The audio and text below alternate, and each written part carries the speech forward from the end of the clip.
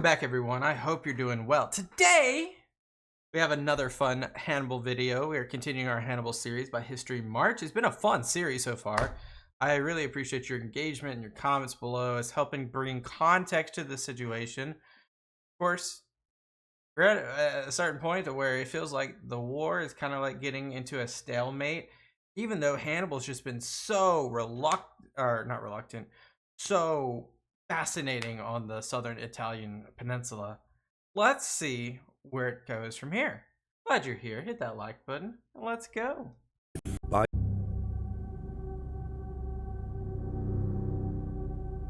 By spring of 215, Carthaginian forces under Mago Barca intended to reinforce the war in Italy, and Hasdrubal the Bald, intended to bolster the revolt against Rome in Sardinia, were nearly ready.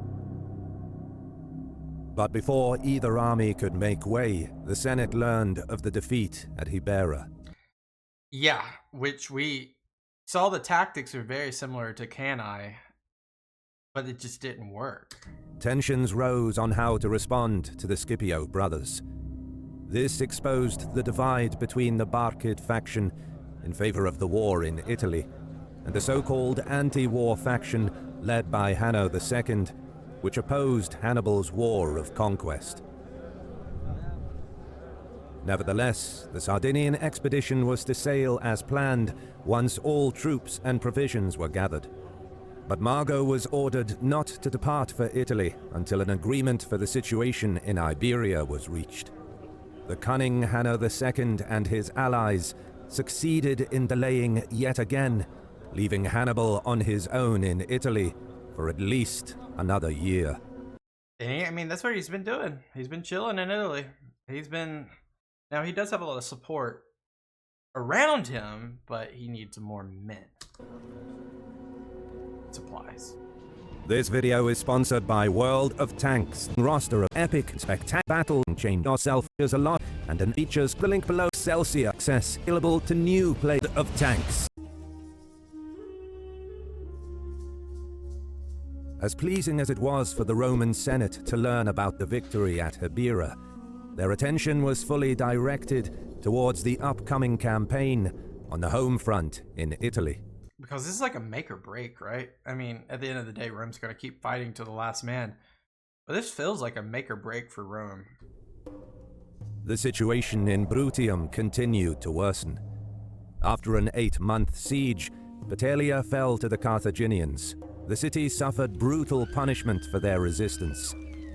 Hanno the Elder then swiftly advanced onto Consentia without resting his troops, fully realizing the importance of breaking the Petelia-Consentia axis as the two most important pro-Roman cities in Bruttium. The news of the horrors that took place in Petelia preceded the Carthaginian army. In Consentia, the pro-Roman faction wanted to prepare for a siege. But still without a significant victory in Italy, there was little support for the Roman cause among the populace. Fearing they would suffer the same fate as Petelia, the people of Consentia decided to surrender. With the gates to Bruttium now open, a new wave of support came for the Carthaginians.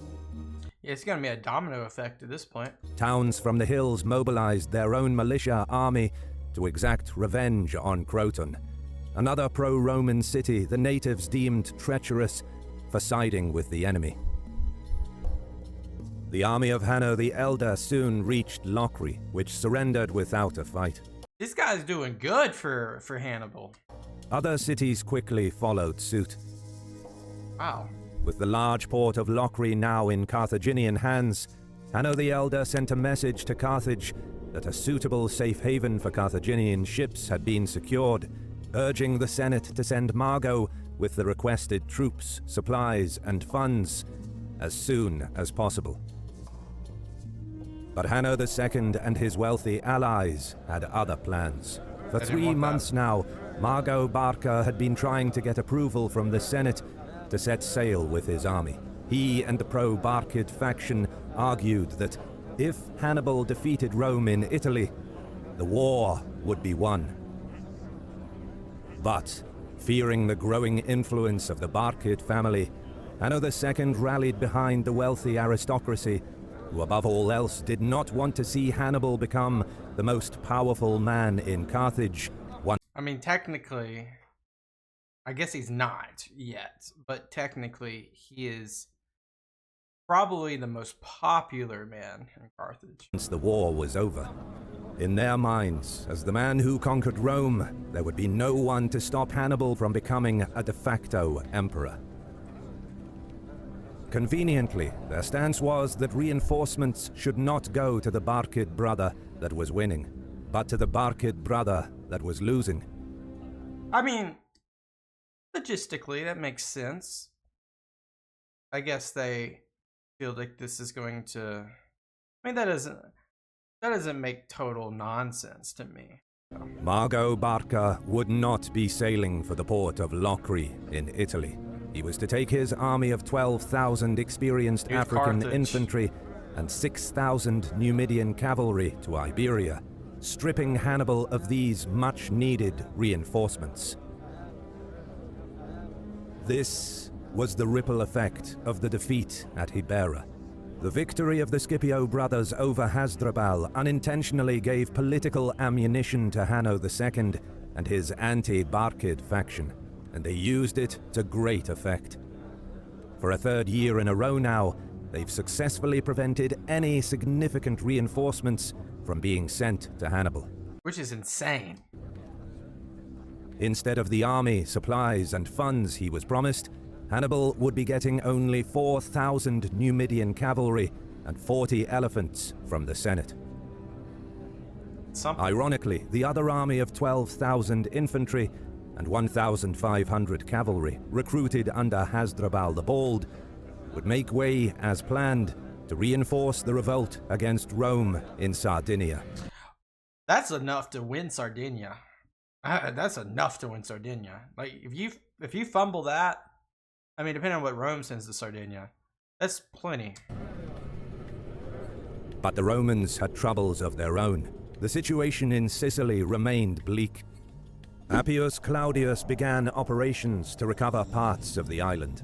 Undermanned and undersupplied, he avoided attacking the more consolidated Syracusans and instead began the grueling task of quelling the rebellion of the Greek cities in the north of the island, an uncertain campaign that would drag on for a year. If you guys know, it's great. If you don't, it's okay. For the Greek cities, I know there's some in Iberia, there's some that litter the Mediterranean. So, and then I guess right here, when we say Greek cities, do we mean ethnic Greeks that have moved here, or do we mean like a confederations of city-states and or cities that are allegiance to the Greek way of life and or the Greek nation? Because I know nations are very fumbly at this time, but what does that mean in terms of diplomacy? Does that mean that there is a Greek confederation over there in Greece that will be upset at this? Or is it more or less, like I said in the first part, more ethnic Greeks that have migrated here through trade and etc. that now live as Greek cities? Despite the situation in Sicily, the primary objective for the year 215 was to contain Hannibal. All Roman resources went towards supplying the three massive armies in Campania. Yet, the Roman generals would not challenge the Carthaginian in open battle. Caution was the order of the day. Moreover, a great cause for concern were rumors that Capua was pressuring Cumae to switch sides. Switch sides to, I guess, Carthaginian. To reassert Roman authority, Gracchus crossed the Volturnus River. Once celebrated as one of the most powerful cities in Italy, Cumae held a hillside position on the edge of the most fertile part of the Campanian plain, and its port still secured influence overseas.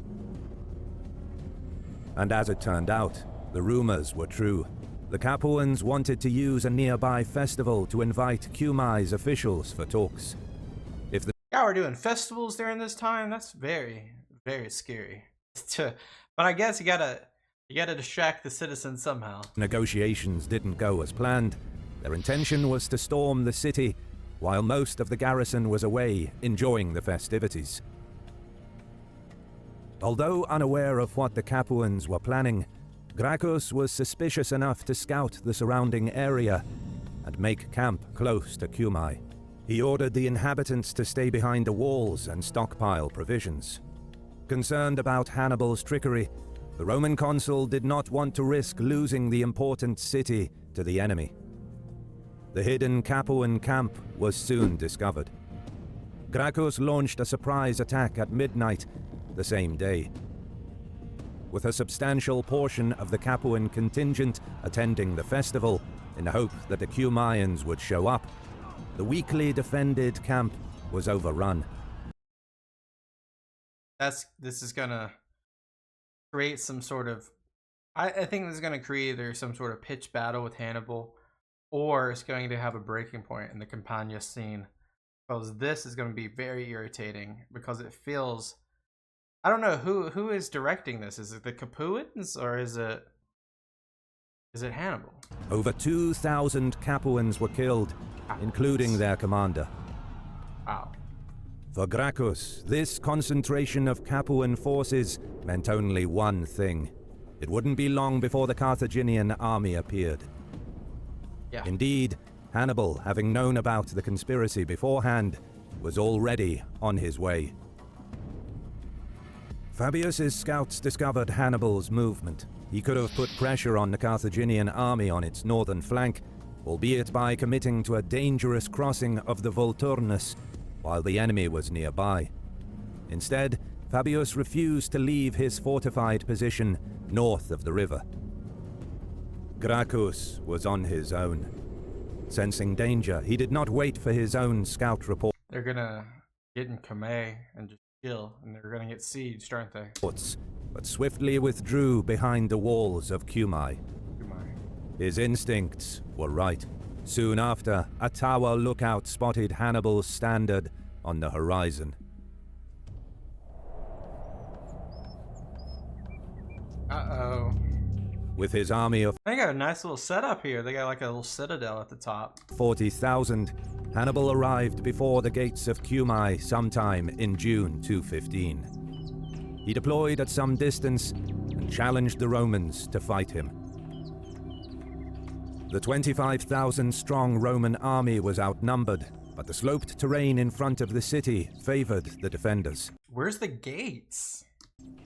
The Carthaginians would have to slog their way up to attack a Roman army deployed in front of the walls. But the troops under Gracchus's command were a mix of allies and volunteer slaves. The Roman consul constantly drilled his men to form a proper fighting force, but he still deemed them unfit to fight against Hannibal's veteran mercenaries in open battle. The Romans would stay behind the walls of Cumae. Meanwhile, the construction that had been going on in the Carthaginian battle line turned out not to be the setting of camps, but the constructing of towers. This time, Hannibal would force the issue. The Romans scrambled to construct their own tower. Once ready, a Carthaginian formation arrayed behind the tower and advanced towards the wall. I guarantee you it's going to be hard to push that siege tower up that hill. Gracchus directed his men to place the Roman tower to counter the focus point of Hannibal's attack. A rain of projectiles. And I just want to make, I know this is going to be an epic moment, we're going to back up in a second, but I've never seen a defensive, like in a siege, maybe I've missed out sometime, but I've never seen a defensive side build a tower. Never seen that before. Was exchanged, and parts of the two to place the Roman tower to counter the focus point of Hannibal's attack. A rain of projectiles was exchanged, and parts of the two towers kept catching fire, which the soldiers frantically extinguished. Finally, the Carthaginian tower reached the wall. Despite being outnumbered at the top, Hannibal's experienced troops remained steadfast, pushing their way onto the wall. The fighting was brutal, but the Roman discipline held until both sides were exhausted. As the Carthaginians withdrew the tower, the less experienced Roman soldiers wanted to take the fight to the enemy. Oh no, don't do that. You're gonna get mangled out there. This is what Hannibal was hoping for, that a minor Roman victory will motivate them to accept a battle in the open. But Gracchus knew better. However, seeing Hannibal arraying new formations at various points along the wall, and more construction possibly going on behind enemy lines, he assumed that a renewed attack was coming. Having barely held the Carthaginians at bay during the first assault, the Roman consul feared that his troops might not be able to prevent Hannibal from storming the city, and he ordered the men to withdraw behind the walls of the citadel. I saw that coming. I saw that coming. Now, will Hannibal burn the whole city down? It seems like that's what he's gonna do. But then in his nature, he doesn't do that. We'll have to see. Usually in this setting, you would see the enemy raise all the land and just annihilate everyone inside if the citadel is the last thing standing. But it might be a different case in this side because he kind of wants them to turn to Carthage. But Hannibal was just as unwilling to risk his irreplaceable troops in a chaotic battle among the streets and houses of Cumae. He too withdrew and marched back to his camp at Mount Tafata. Oh, okay. But while the attack on Cumae went on, Fabius finally broke camp and crossed the river. However, he did not attempt to flank Hannibal and surround his position from the rear. Instead, he made his way towards Suessula, where he joined forces with Marcellus. All three Roman armies were now south of the Volturnus. Hannibal was hemmed in. Ironically, his success in persuading the Italic state to join his cause was now contributing to the success of the Fabian strategy. The Carthaginian general could no longer march his smaller army away to another region and lure the Romans into a battle. Now he had allies to protect, chiefly Capua. Despite being outnumbered, he had to fight to preserve the coalition he had created.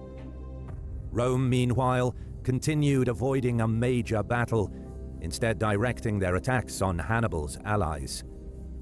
In July, Marcellus left camp to raid the towns in Samnium.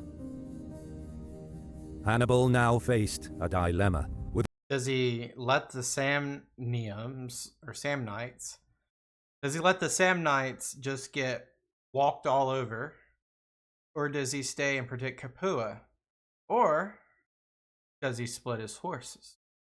Which means he won't be present for one of the encounters. With only 40,000 troops, he faced up to 100,000 Romans. He could split his forces to check Marcellus and protect Capua at the same time, but this would leave him at grave risk of being overrun. Or he could concentrate his forces near Capua and leave the Samnite towns to their fate, which would make him appear weak and unable to protect his allies, something that would quickly lead to the breakup of his Italian coalition. It sounds like he's going to move on Marcellus, but I would have stayed at Capua. Soon enough, the Samnites sent envoys seeking help from Hannibal. After some deliberation, the Carthaginian broke camp, but he surprised everyone by making way for Nola for a second time. Oh. The wily general correctly guessed that neither Fabius nor Gracchus would challenge him in the open, and he thus outmaneuvered the Romans yet again. Or they just didn't want to engage him, and there was no outmaneuvering. Hannibal's thinking was sound. Nola held an important position, being on the main road that cut through Campania. Devastating the region around the city would both satisfy his army and force Marcellus away from Samnium. Moreover, the pro-Carthaginian settlement was still strong in the city, and if it went over to the Carthaginian side, Hannibal's lines of communication in Campania would strengthen and push the Romans towards the sea. In addition, Hannibal sent word to Hanno the Elder, recalling him back to Campania. Yeah, he needs to get him and all his... He needs to recruit people in the way. He needs to bring them back to Campania. And by the way, we were just talking. Is the option 1, say Capua? Option 2, go to the Samnite region. No, he said, I got a better one for you. Option 3, we're going to get them to come back. And you're going to irritate their area. Just as he was preparing to attack Rhegium. Realizing the danger, Marcellus immediately turned back. The Second Battle of Nola was about to begin. Well, there's probably no one better than Marcellus to kind of come back, because obviously, remember what happened the last time. You've made it this far in the video. Wow, beautiful. That was part 18. A bunch of stuff happening politically to maneuver troops, but it looks like Cumae, which is a strategic city, has been captured by the Romans to secure it for their cause. Capua seems to be isolated, and it looks like we have a fun one about to happen in Nola. Make sure you hit that subscribe button. Make sure that you'll be here for the next one. I appreciate you guys so much. Until next time, peace out. Bye-bye.